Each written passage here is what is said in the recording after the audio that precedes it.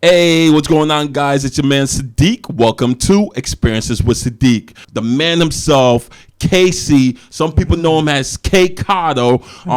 He's the owner or one of the founders, I guess, of Speedy House Buyers. This guy is going to be the truth. Casey, welcome to Experiences with Sadiq. Sadiq, you're good, man. If I had an opportunity to vote for you to be an announcer, whether it's PC Friars or the Boston Celtics, man, I would absolutely do that. Thank you, man. I'm humbled to be here first and foremost. Thanks. I thank God, give God the glory for what we're able to do here. A lot of our ancestors pay a lot forward for where we are now and Definitely. paved the road.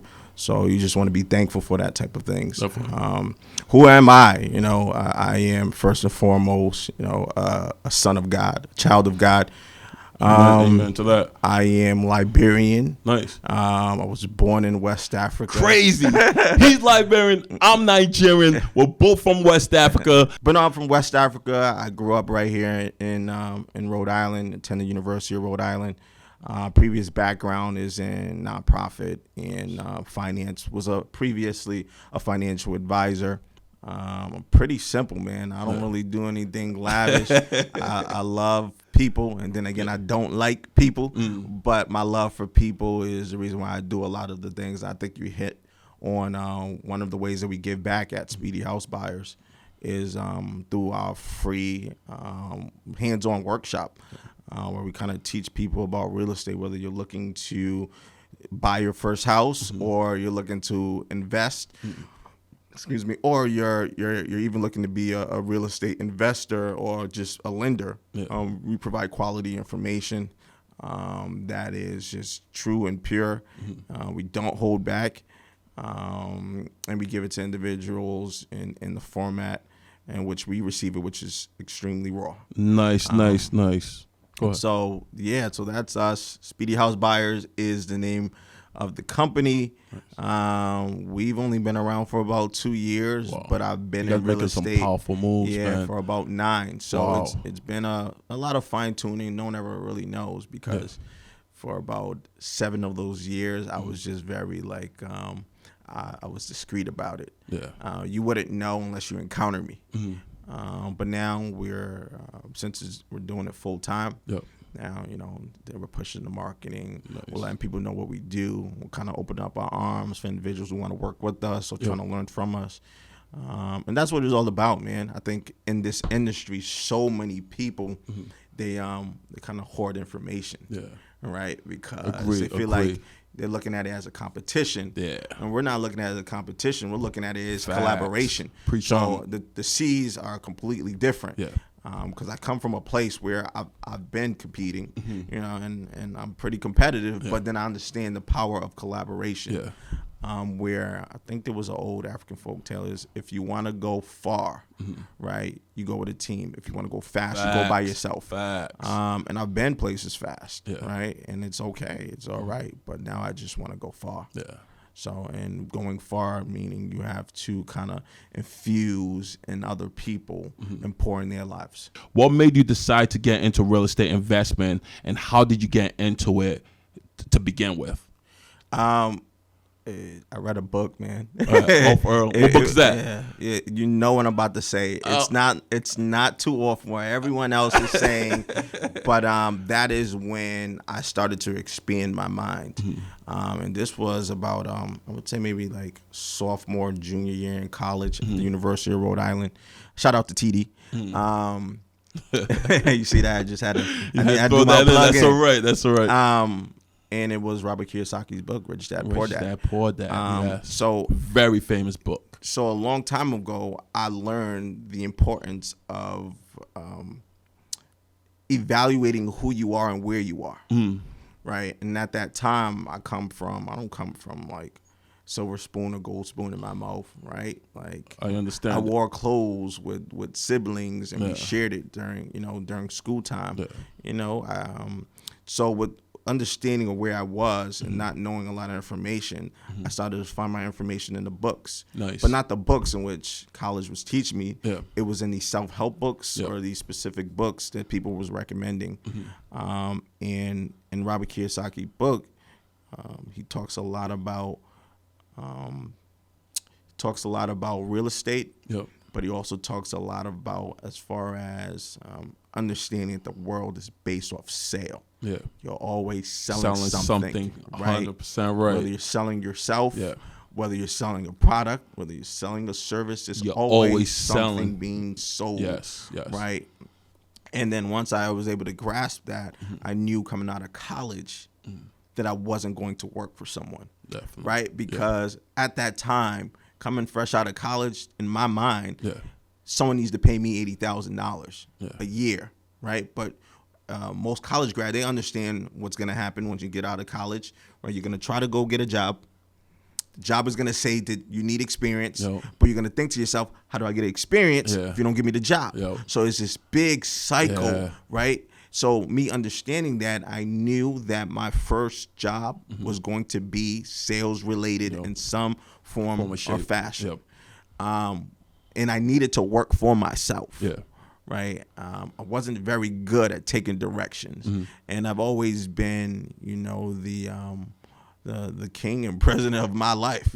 Right. My vision, I understand where I wanted to be. I understand how Carly KCK works.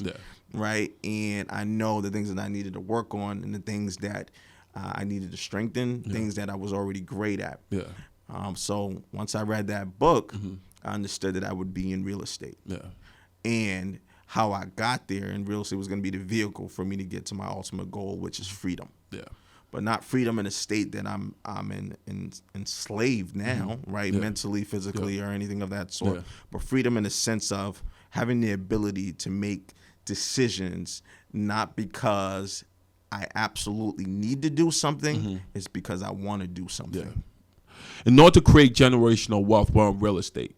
All right. So our job and our goal is to be able to find property, sell these properties, and hopefully generate income from that property. And income in real estate, it's heavy. If you're doing it right and you're moving right, it's a heavy thing, and you can create generational wealth out of that, right? Absolutely. So before you even get to real estate, remember, I come from a finance background. So in finance, you got to kind of protect what you already have before you kind of move in to the next segment of retirement planning, and then building actual wealth. So before anyone even gets into the real estate realm, one, they need to protect what they currently own, right? There's a value that you bring to your family. So what I'm referring to is you need to have a life insurance policy, right? I think oftentimes in our community or around individuals, there's a common misconception about life insurance. You need it, right? So how can you say you're trying to build generational wealth? What if it gets interrupted right here, right now, while you're thinking? Deep. So it gets cut off, right? So you need to first protect your income in your life and make sure that you have insurance coverage that if you're not here, what you was planning still gets executed.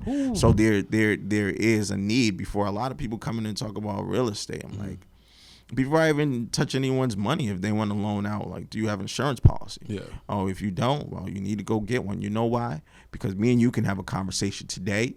You could be going tomorrow, but you never held a conversation about what me and you was doing to your wife, to your husband, right? And then that's just going to lead to other legal ramifications and things of that sort. Not to say that we're going to do anything wrong, because I find myself to be someone of value and a person of my word.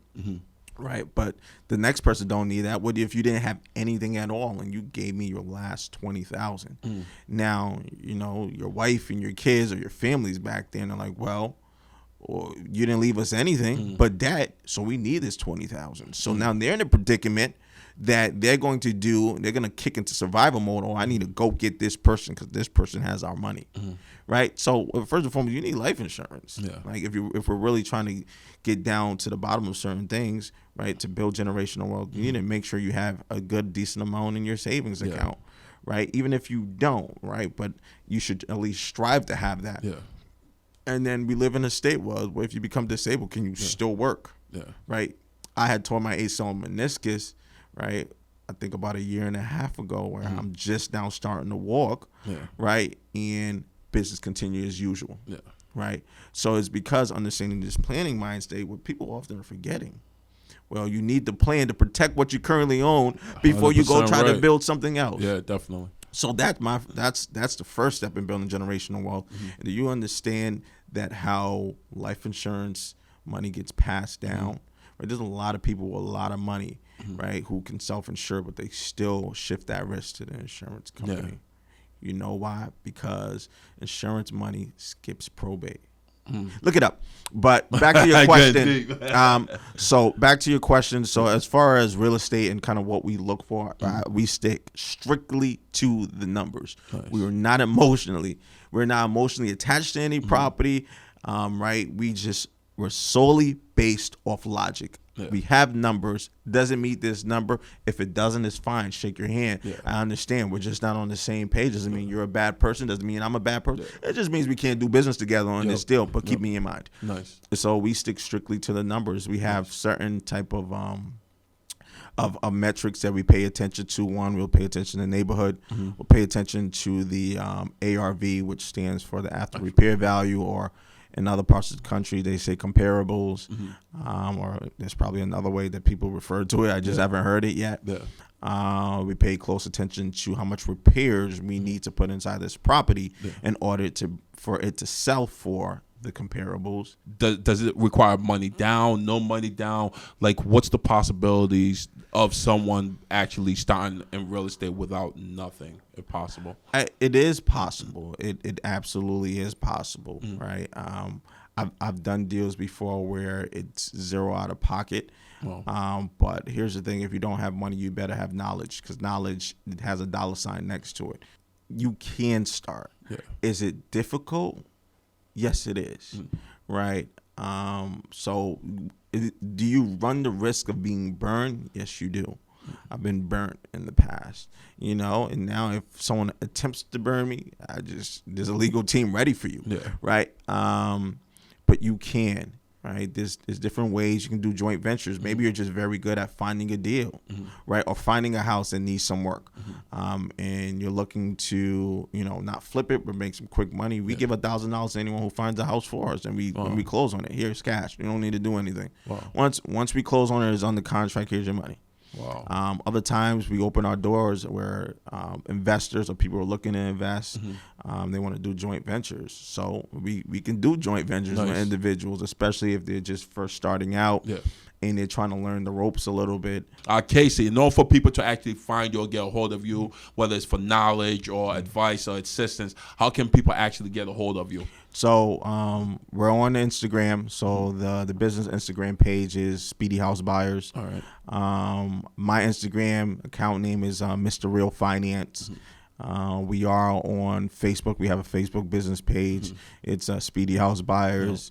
We do have a website. If you ever want to see some of our projects we're working on, is under construction again. It's speedyshouse.com. So you can find us there. We're very much pushing our name there, and you can reach out. You can have a conversation with us. Here's the thing, man. I drink coffee, offer me coffee, and then you can sit down and have a conversation if time permits. Nice. That's the great thing about knowing what I know, is that I'm willing to share it. And if we can't connect, you just gotta be on the lookout, but you gotta actually follow us on those pages, because our signature event is called Flip and Sip. Nice. Where we teach people about flipping while they kind of enjoy themselves in a social aspect. The word sip comes from this Liberian type of terminology where it's like social gathering, enjoying each other's company. And you can come there. Yeah. Right. Here's the thing, though, because we're so busy, we don't have a set schedule. By the time we release, when the event is, in 5 days, it's sold out. Wow. And it's inside of a house. So we make sure we don't let the crowd get too large. Yeah. We probably cap it off between 20, so depending on how large the house is, maybe 30, 40. Yeah. Once you go above that, then you can't give everyone the individual touch that you want to give them. So we don't let it to go that far out. Nice. Yeah. You guys hear that from my man KC. If you guys ever need to reach out to KC for any investment tips, advice, whatever the case may be, he did provide his information, whether it's his telephone number, email, or social media platforms. You guys can always reach KC out. You guys know what it is. Whether you're buying or selling a home, I'm your guys. Every Mondays on Experiences with Sadiq. Whether you want to catch me on Facebook, holla at me at Sell with Sadiq. If you want to reach me on Instagram, at Sadiq Davies. Hope to hear from you guys soon on the next Experiences with Sadiq. Talk to you guys soon.